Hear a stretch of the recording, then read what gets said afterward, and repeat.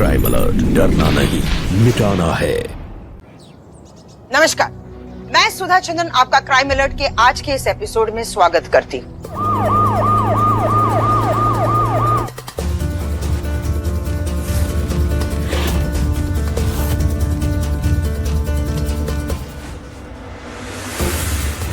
Body को postmortem के लिए भेज दो।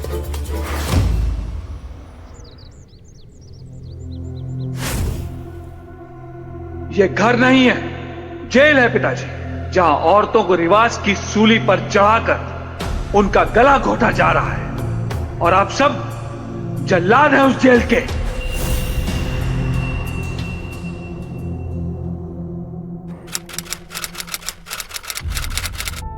हम कपड़े क्यों पहनते हैं? आप भी सोच रहे होंगे क्या बेतुका सवाल है? हाँ, ये सवाल बेतुका तब हो जाता है जब इसे लोग अपनी इज्जत से जोड़कर देखते हैं, अपनी नाक का सवाल बना लेते हैं। हमारे देश में इस कदर गर्मी पड़ती है कि इंसान का शरीर बिना कपड़े झुलस जाए, इस कदर धुंध पड़ती है कि शरीर जम जाए। गर्मी के कपड़े अलग, ठंड के अलग। कपड़ों का मकसद शरीर को मौसम की मार से बचाना है। तो मैं अपना सवाल फिर से दोहराती हूँ, हम कपड़े क्यों पहनते हैं?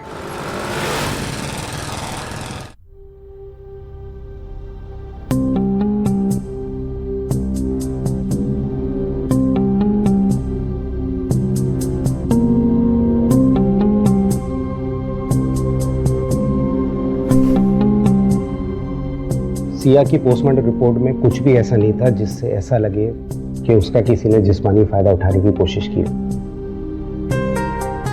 बस माथे पर गहरी चोट और ज्यादा खून बह जाने से उसकी मौत हुई थी। लेकिन सर, मेरी बेटी सिया घर से इतनी दूर करने क्या गई हो? यही तो हम भी जानना चाहते हैं, क्या हुआ था उस रात?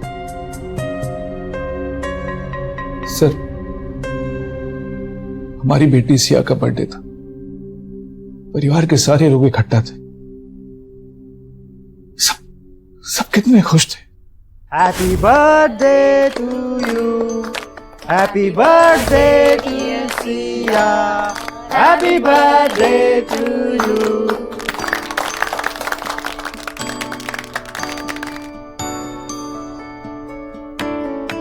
नहीं, पहले ये बताओ तुम कितने साल की हो गई? सिया 17 की हो गई है अब। अरे वाह! आपकी किसी से कोई पुरानी दुश्मनी या किसी ने बदला लेने के लिए सिया को?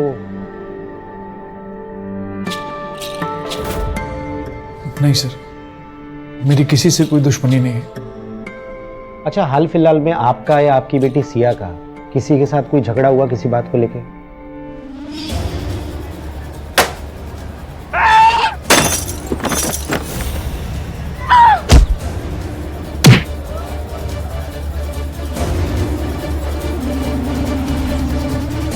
सिया ने अपने चाचा संकेत को पीटा? इतनी कड़वाहट?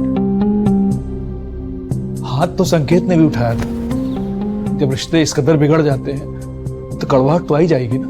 और बच्चियों पर हाथ उठाकर कौन सी मर्दानगी दिखा दी उसने? आप लुधियाना में जॉब करते थे ना, तो वापस अपने शहर में आने की वजह?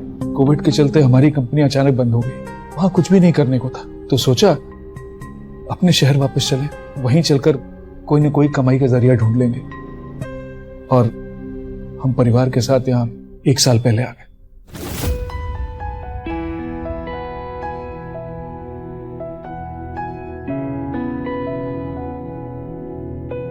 पापा, यहाँ बार बार बिजली कट जाती है और फिर घंटों तक नहीं आती। लुधियाना में कभी आपने बिजली कटते देखा है पापा? और यहाँ का तो मौसम भी मुझे अच्छा नहीं लग रहा। अच्छा पापा, यहाँ पर लस्सी तो अच्छी मिलती होगी ना? सिया दीदी, सिया दीदी, सिया दीदी आप आ गई। अरे मिंटू भैया, मुझे दीदी मत बोलो, और मैं आपसे उम्र में छोटी हूँ। दीदी मैं आपकी एक फोटो निकालूं? हाँ, लेकिन आपके लिए मेरे पास कुछ है। थैंक यू दीदी। फोटो निकालूं? हाँ।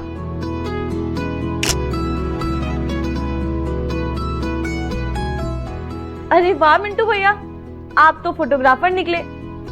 ये देखो माँ, कितनी अच्छी फोटो ली है मिंटू भैया ने। अरे वाह वकील साहब, इस मजदूरी के कितने पैसे दे रही दीदी आपकी? चाचा आ गए। चाचा मैं आपकी एक फोटो लूं? अब बाप की कमाई पे अय्याशी कर सके ऐसी किस्मत तो हमारी है नहीं कि बेरोजगार होकर भी पैसे की कमी ना हो आपके जैसे। तुम दोनों की बनती नहीं है, मैं अच्छी तरह जानता हूं, लेकिन यहां हमारे घर में दंगल नहीं होगा।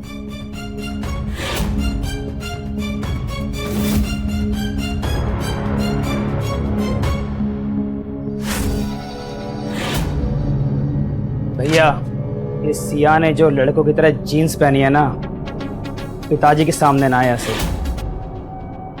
याद रखिएगा।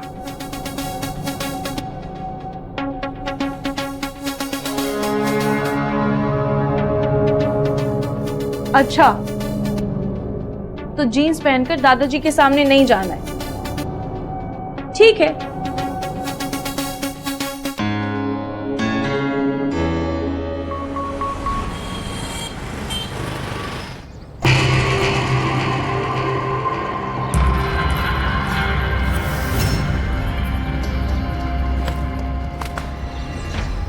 दीदी खाना लाओ ना जल्दी।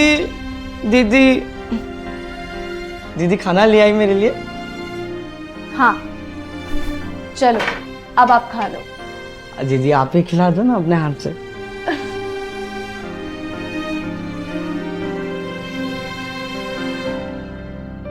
ये लो।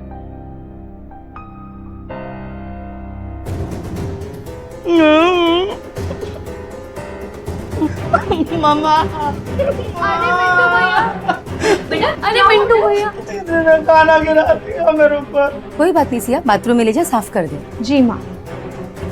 चलो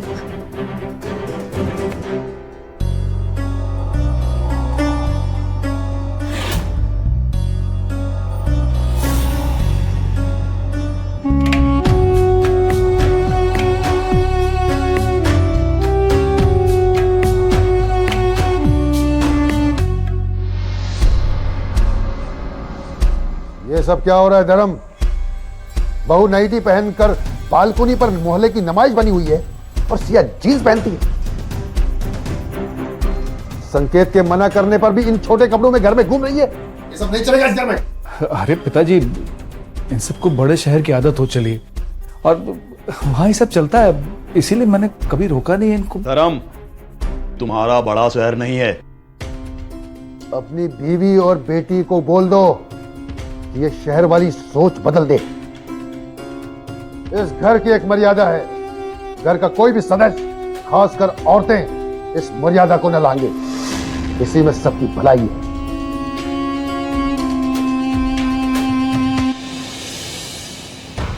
बहू नाइटी नहीं पहन सकती, बेटी जीन्स नहीं पहन सकती। सारी जिंदगी शादी करके उसे बस साड़ी में लपेट दो, चाहे कितनी भी गर्मी हो। उसे खाना बनाना है साड़ी में, बाथरूम जाओ तो भी साड़ी में जाओ, और पल्ला जरा भी सर से नहीं उतरता, और एक दिन इसी साड़ी में मर जाओ। औरत की बस यही कहानी है।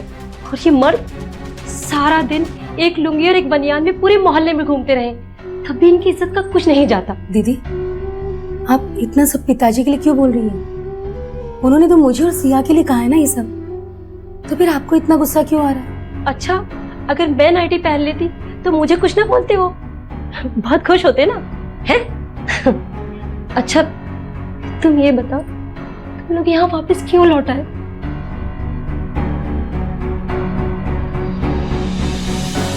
लता, लौटते नहीं तो क्या करते? कंपनी में मेरे फंड में 10 लाख रुपए, सोचा था मिल जाएगा तो कोई काम शुरू कर लेंगे। पता नहीं कब मिलेगा। मिल जाते तो मैं कोई काम शुरू कर लेता, लेकिन उनका तो कोई भरोसा है नहीं। पैसों के बिना तो यहाँ भी कोई काम शुरू नहीं कर सकते। गांव में खेती है, वही खेती करोगे अभी आप?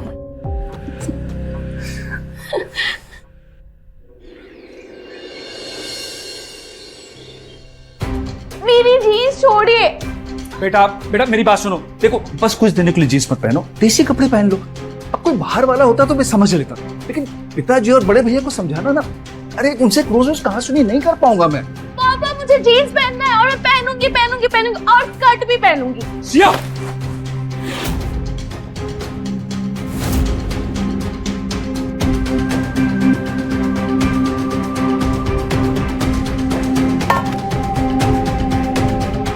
देखा ना आपने सिया को आखिरी बार कब डांटा था? याद भी नहीं होगा ना आपको? प्लीज।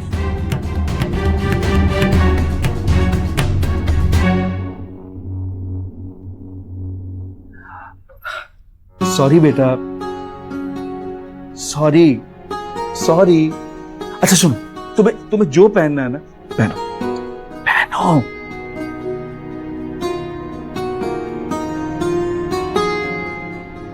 पापा मुझे बुरा इसलिए लगा क्योंकि मेरी कोई गलती नहीं थी, फिर भी आपने मुझे डांटा। बेटा तुम अपने दादाजी को तो जानती हो, थोड़े पुराने ख्यालात के, उनको समझाने का मतलब दीवार से सब। और चोट किसको लगेगी? चोट मुझको ही लगेगी। नहीं पापा, मैं आप पर चोट नहीं आने दूंगी। इतने साल बाहर रहने के बाद अब समझ में आ रहा है कि हमारा ये छोटा शहर, इसकी सोच आज भी कितनी पिछड़ी हुई। पापा आपका मतलब दादाजी और ताऊजी जैसे बेवकूफ सोच।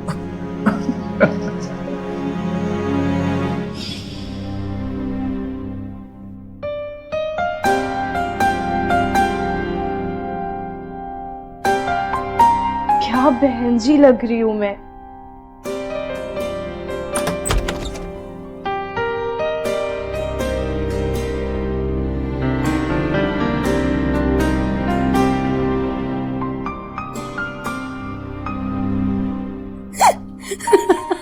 लग रही हूँ ना बहन जी?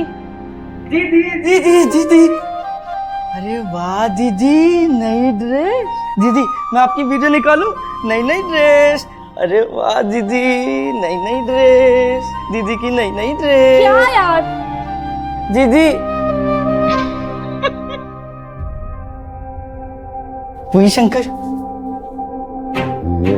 बहू, मिंटू को अंदर ले जाओ। जी बाबूजी, चलो बेटा। अच्छा आप मुझे ये बताइए, आपकी गांव में 10 बीघा जमीन है ना? जी। आपको खरीदनी है? जी नहीं, लेकिन जमीन जायदाद के मामले में खून खराबा होना कोई नई बात तो नहीं है ना? अगर आप हम पे शक कर रहे हैं सिया की मौत को लेकर, तो फिर उस हिसाब से हमें तो धर्म को मारना चाहिए था। पुलिस हर किसी पे शक करती है और हर किसी से हर तरह का सवाल करती है। अब आप लोग मुझे ये बताइए कि उस गांव की जमीन को लेकर क्या मसला था?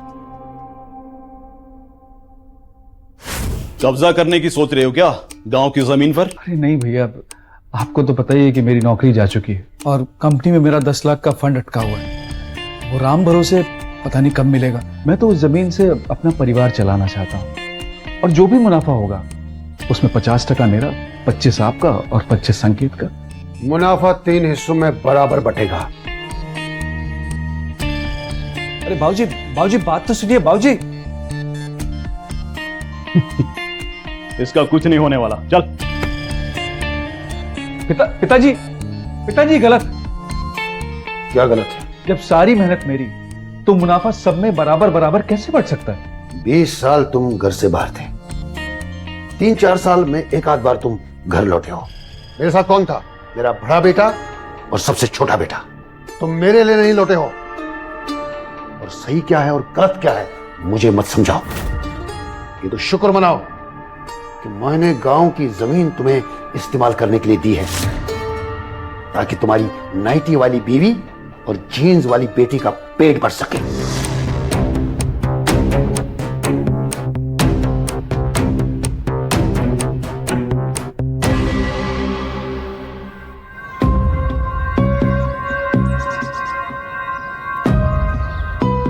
तू सिया है ना, धर्म भाई की बेटी?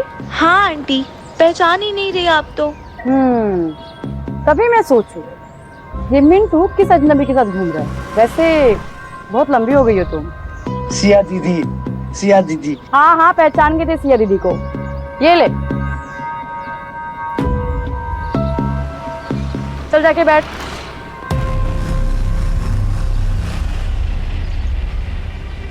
ये टमाटर कैसे दिए? 20 रुपए पाव। अरे आप हो मामा, लगा तो नहीं आपको? और मेरी ट्यूशन टीचर का क्या हुआ? हाँ हाँ, एक लड़का है, पढ़ाई में बहुत तेज है, यहीं पास में कोचिंग सेंटर चलाता है। अच्छा ये बता, दीदी ने क्या मंगवाया है?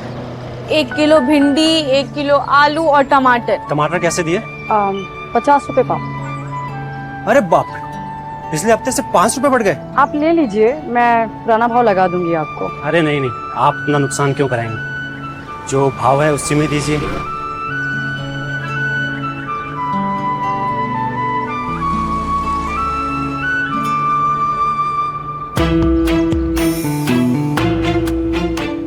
आ गई ना औकात पे, जीन्स से सीधा सलवार सूट पे। बेरोजगार चाचू, ताने देना बंद करो और रोजगार ढूंढो। दादाजी हमेशा आपका खर्च उठाने के लिए नहीं रहने वाले।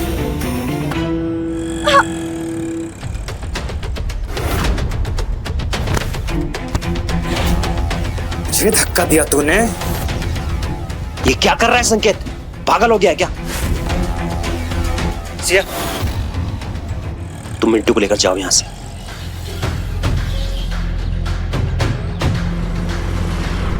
चलो मिंटू भैया।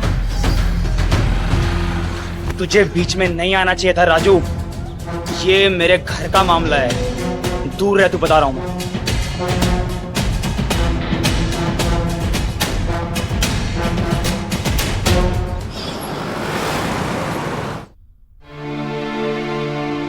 Excuse me sir. Yes. Hello sir, वो राजू मामा ने ट्यूशन के लिए बात करी होगी आपसे। अच्छा, सिया राइट, मैं तुम्हारा ही इंतजार कर रहा था। Come sit. सो फिजिक्स से स्टार्ट करें? जी। अच्छा आप बताइए, सिया को बर्थडे वाले दिन आपने बाहर किसी काम से भेजा था, फिर वो वापस नहीं लौटी।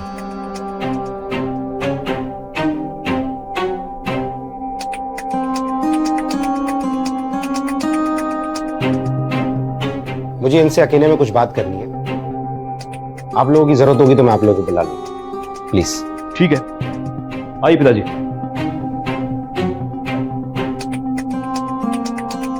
आप प्लीज यहां बैठिए।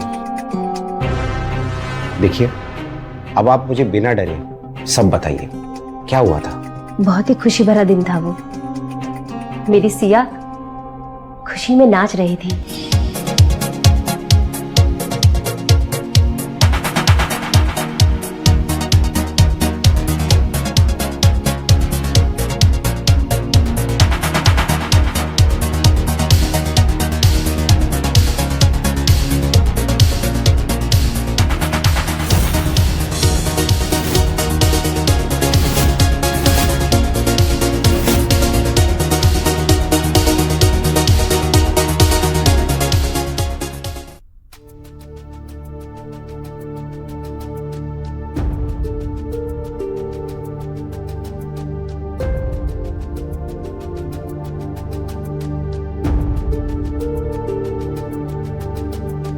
पिताजी, केक में अंडा है।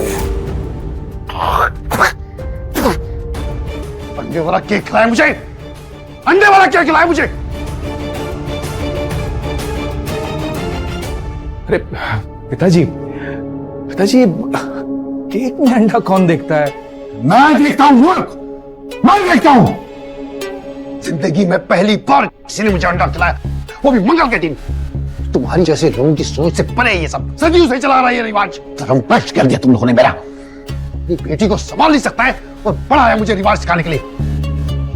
चलो सब लोग। अरे पिताजी, पिताजी। पापा, कोई बात नहीं, कोई नहीं।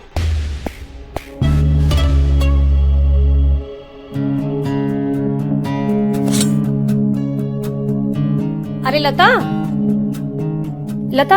हाँ दीदी, इसमें तो घी है ही नहीं। सूजी का हलवा बिना देसी घी के कैसे बनेगा? आप क्या करें दीदी, इस समय तो कोई भी दुकान खुली नहीं होगी। माँ सारा मूड खराब कर दिया। क्या हुआ बता तो सही। दादाजी और सब गुस्सा होकर चले गए। अरे अच्छा हुआ चले गए अपना सड़ा हुआ मुंह लेकर। तो ये सब छोड़ वहाँ रसोई में ना 1 पाव घी रखा हुआ है, तू जा करके घी ले आ और साथ में हाँ मिंटू को ले जाना, ठीक है? जा बेटा। जी ताई जी। आपसे एक सीधा सवाल, आपके ससुर पति और आपके छोटे देवर संकेत को सिया से जरा भी लगाव नहीं था। क्या कोई ऐसी वजह हो सकती है कि उन्होंने सिया की जान ले ली? अब मैं आपके इस सवाल का क्या जवाब दूं? मुझे नहीं पता, लेकिन मैंने अपने घर में कभी खून का रवा नहीं देखा। अच्छा, वो जो लड़का था रोहित, जो कोचिंग पढ़ाता था, दोनों के बीच में कुछ था क्या?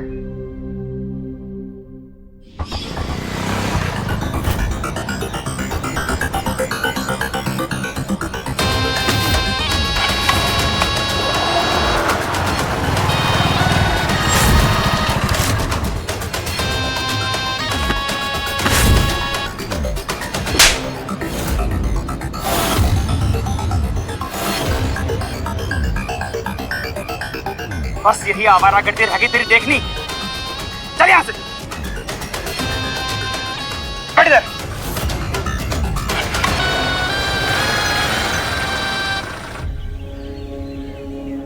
संकेत, तुमने जो घटिया हरकत की है ना, एक अजनबी लड़के के साथ हमारी घर की लड़की घूम रही थी, तो ये इज्जत बढ़ाने की कौन सी तरकीब है? हाँ, पर ताऊ जी वो मेरे सिया, मैं बात कर रहा हूं। जाओ लता के पास जाओ, जाओ।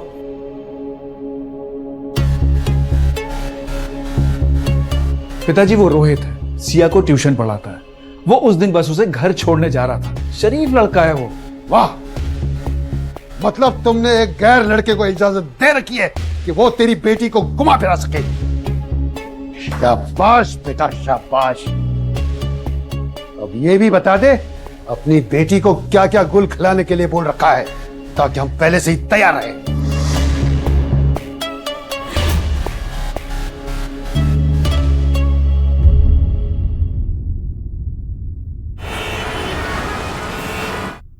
अब मैं माफी मांगता हूँ संकेत ने जो किया। अरे सर, आप हाथ मत जोड़िए प्लीज।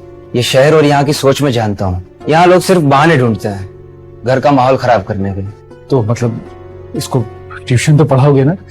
बिल्कुल सर। Thank you.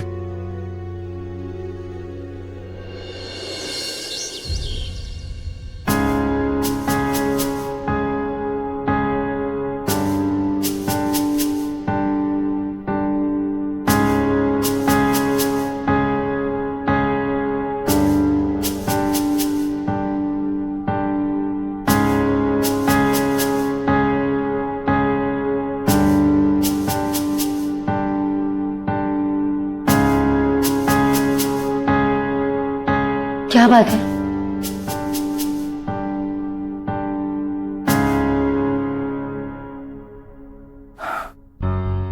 बहुत बड़ी गलती कर दी हमने लुधियाना छोड़ के। फंस गए यहाँ के। आप फिलहाल सिर्फ अपने काम पे ध्यान दीजिए। जैसे ही थोड़े पैसे आ जाएंगे फिर सोचते हैं क्या करना है। और तो ध्यान दे रहा हूँ। जितनी भी बची खुची जमा पूंजी थी सब खेती में लगा दी। अब मेरे अकाउंट में 1,500 रुपए बचा है। समझ में नहीं आ रहा है कि घर का खर्चा कैसे चलेगा। देखिए, मेरे कुछ गहने हैं ना, उसे गिरवी रख देते हैं कुछ ही दिनों के लिए।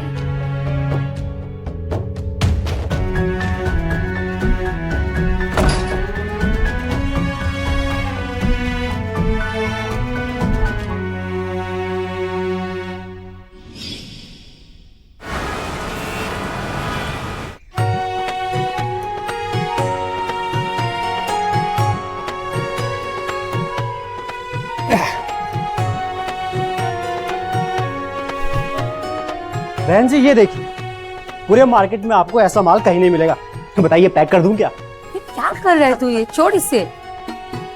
ये बॉक्स में क्या है? अरे मम्मी, जल्दी पता चल जाएगा आपको।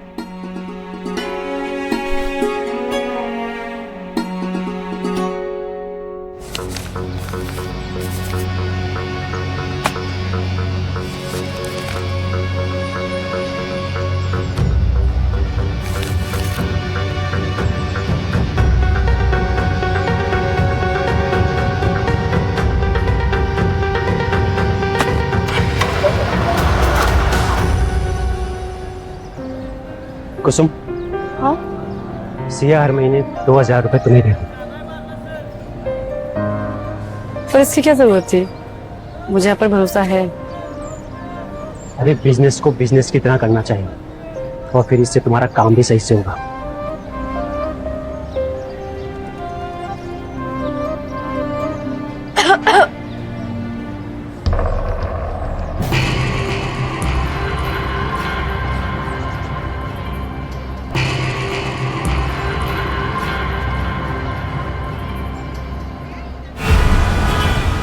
ये अचानक मेरी शादी की बात कहां से आ गई?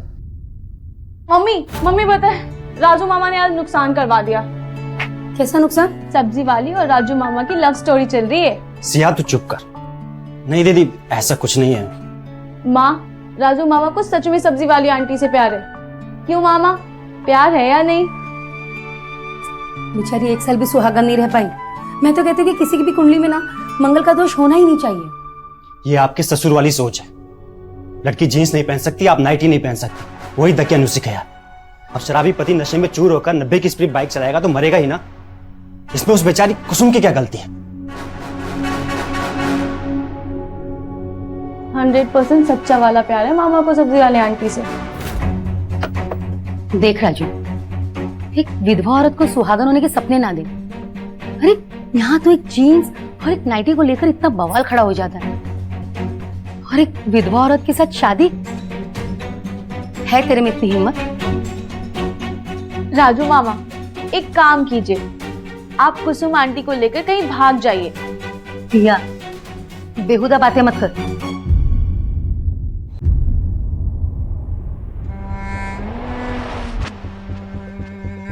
पिताजी, धर्म आ गया।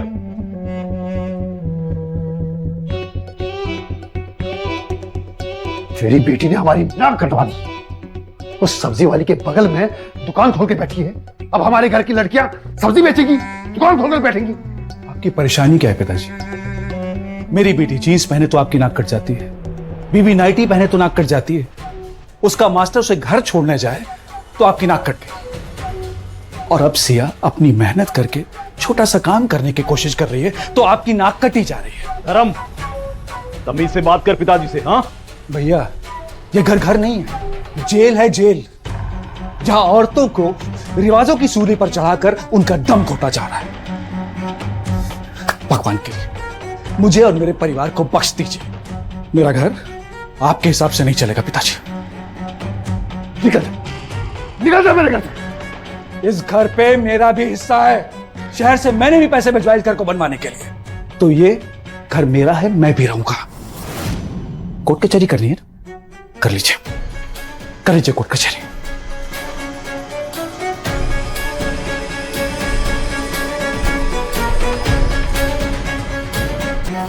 कोर्ट कचहरी की धमकी जो धर्म ने अपने पिता को दी, इससे तो रिश्ते और बिगड़ गए होंगे।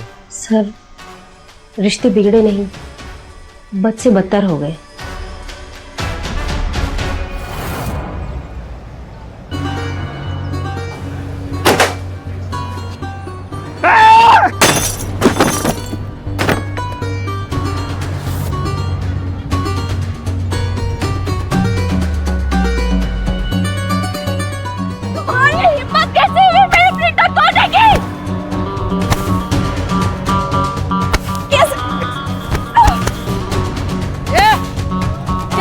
ये सब ना मेरी दुकान में नहीं चलेगा। चल निकल, निकल।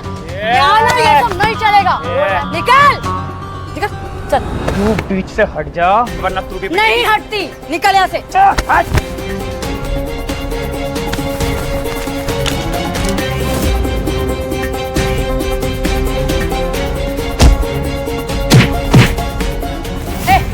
चल, निकल, निकल, निकल।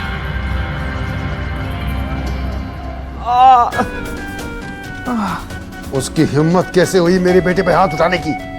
तो तुम 2 लड़कियों से मार खाकर घर आए हो? हाँ, पानी अब सर के ऊपर जा चुका है। उस बाप बेटी को सबक सिखाना ही पड़ेगा।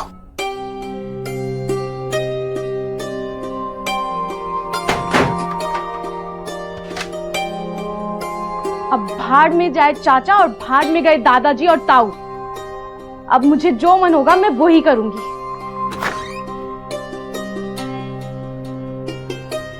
चलिए मामा। अरे कहाँ जा रहे हो तुम लोग? माँ हम वो नया प्रिंटर लेने जा रहे हैं।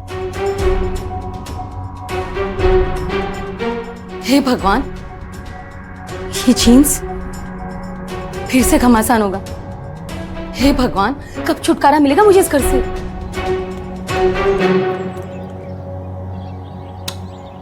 राजू मामा, अगर किसी का पति मर जाए तो क्या उसे दूसरी शादी करने का हक नहीं है?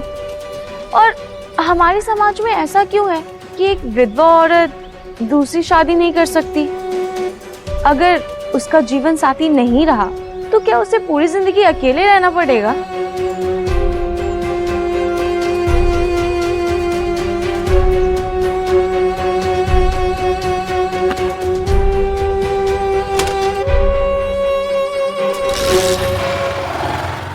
अपार कोई विपदा आए तो समाज की शरण में जाओ। वो समाज जो लोगों को अकेलेपन से बचाने के लिए बना है। पर जब सामाजिक कुरीतियों की वजह कुसुम जैसे विधवा अकेलेपन की जिंदगी जीने के लिए बेबस हो जाए तो क्या समाज की परिभाषा सही रह जाती है?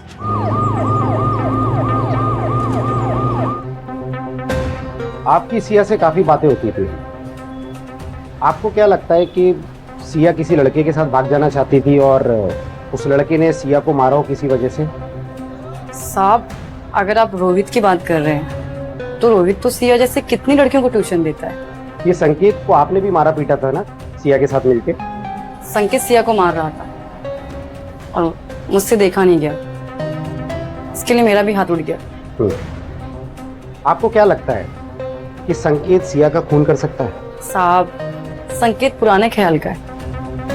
जब वो सिया को सड़क पर मार सकता है, हाथापाई कर सकता है, तो ऐसा इंसान तो कुछ भी कर सकता है ना। ये जो आप अपने पिता की गांव वाली जमीन पर खेती कर रहे थे जिस पे केस चल रहा है, क्या सिया की मौत की वजह वो जमीन हो सकती है? वजह कुछ भी हो इंस्पेक्टर साहब, पर अब हमारी बेटी वापस लौट कर तो नहीं आएगी ना। देखिए, हमने अभी तक जितनी भी छानबीन की है और अभी जितने भी बयान लिए आपके घर वालों के या बाहर वालों के भी, आपके पिता की पुरानी सोच ही एक वजह समझ आ रही है सिया की मौत की। तो चाहिए गिरफ्तार कीजिए उनको। देखिए, जैसे हमारे पास कोई पक्का सबूत आएगा तो वो सलाखों के पीछे होंगे। वैसे आपका जो ये जमीन का केस चल रहा है, कुछ और बताइए इसके बारे में। पिताजी, पिताजी,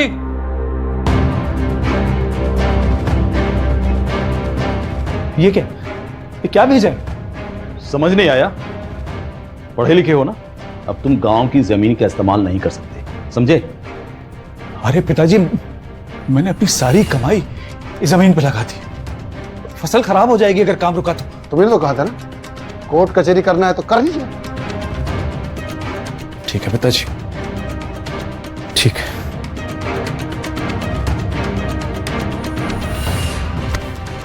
तूने मेरी बेटी का प्रिंटर तोड़ा?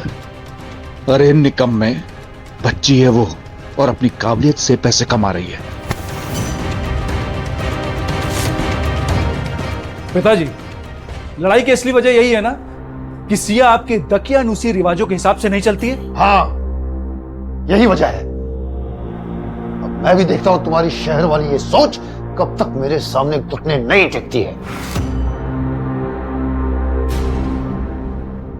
6,000, 6,200,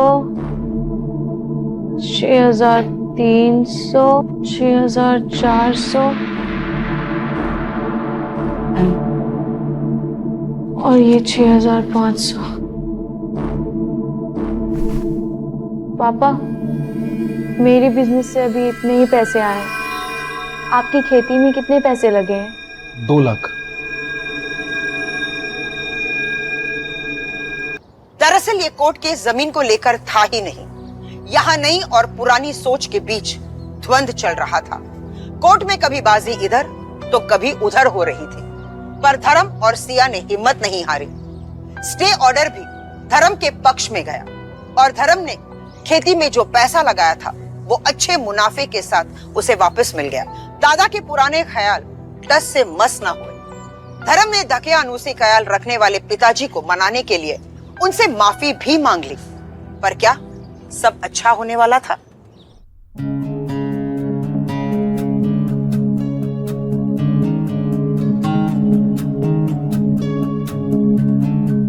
पिताजी, ये हिस्सा है बड़े भैया का और संकेत का।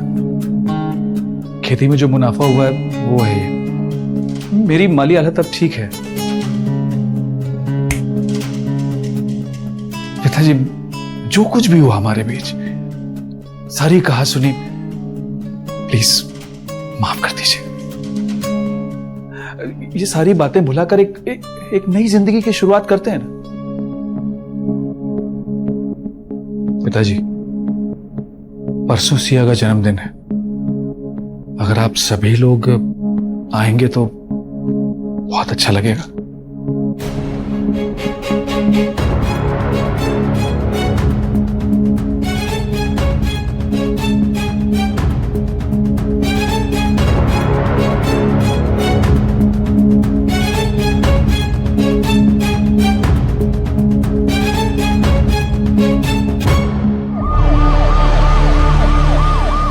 सिया की बर्थडे के दिन वो अपने घर से निकली आपके यहाँ से देसी घी लाने के लिए, और आप लोगों का कहना यह है कि सिर्फ मिंटू आया।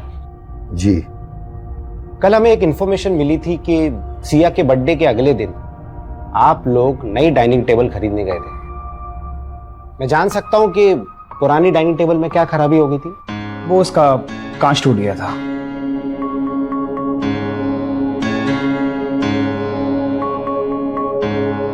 सिया दीदी, सिया दीदी, सिया दीदी। सुधा, मिंटू को लेकर अंदर जाओ।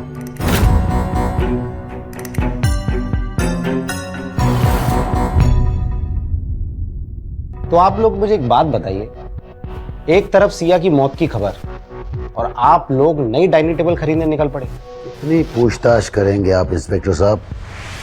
पिछले 10 दिनों से आपने ये नाटक लगा रखा है। हमारे खिलाफ कोई सबूत मिला है आपको? बोलिए। सबूत तो नहीं है, लेकिन आप लोग सिया को पसंद नहीं करते थे, ये बात अपने आप में बहुत बड़ी है।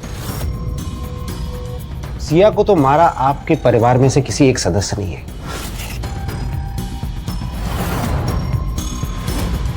हम लोग जल्दी पक्का सबूत लेकर लौटेंगे। चलो।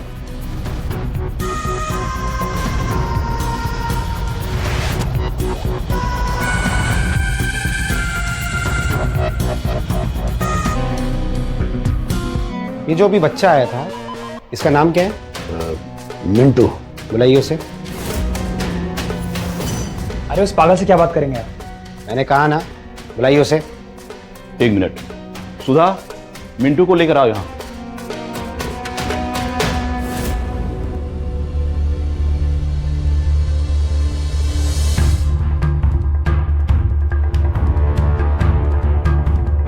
मिंटू बेटा, आपको कुछ पता है सिया दीदी के बारे में? हाँ हाँ हाँ, दीदी दीदी, बोली शंकर, सिया दीदी, सिया दीदी, सिया दीदी।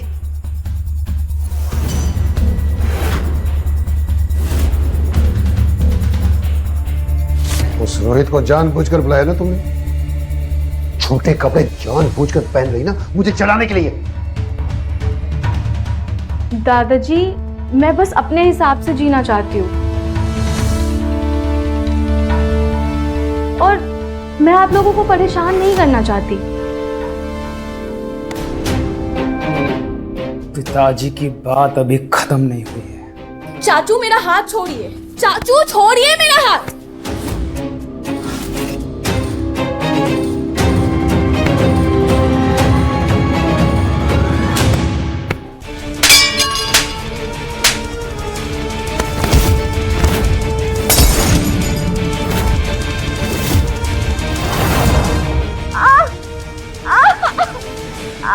ये क्या करती है बेवकूफ? देख कितनी लगी उसको। अरे इसे तुरंत हॉस्पिटल लेके जाना होगा, कितना खून बह गया। जब जिया मर गई ना तो लेने के देने पड़ जाएंगे।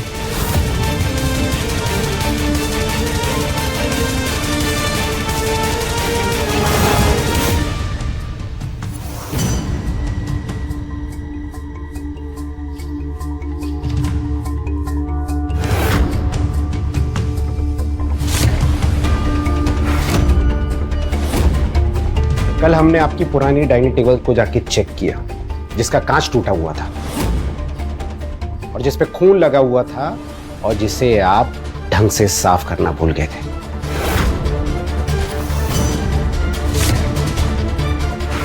इंस्पेक्टर साहब, मैं उसे मारना नहीं चाहता था। उसे हम हॉस्पिटल लेकर जा रहे थे, लेकिन सिया ने रास्ते में ही दम तोड़ दिया। और आप लोग उसकी लाश को फेंक कर घर भाग कर आ गए, जैसे वो कोई लावारिस थी।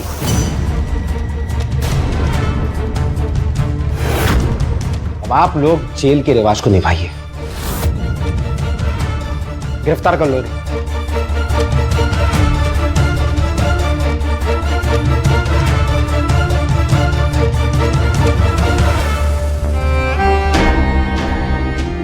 माँ, माँ, दादा को क्यों ले जा रहे हैं? मेरी सिया, क्या बिगाड़ा था उसने किसी का?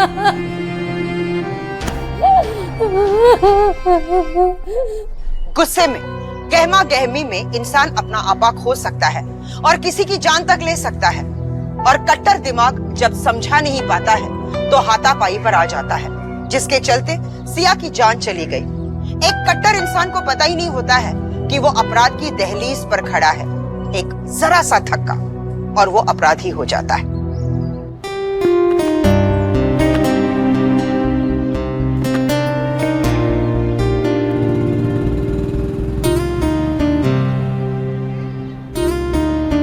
मुझसे शादी करोगी?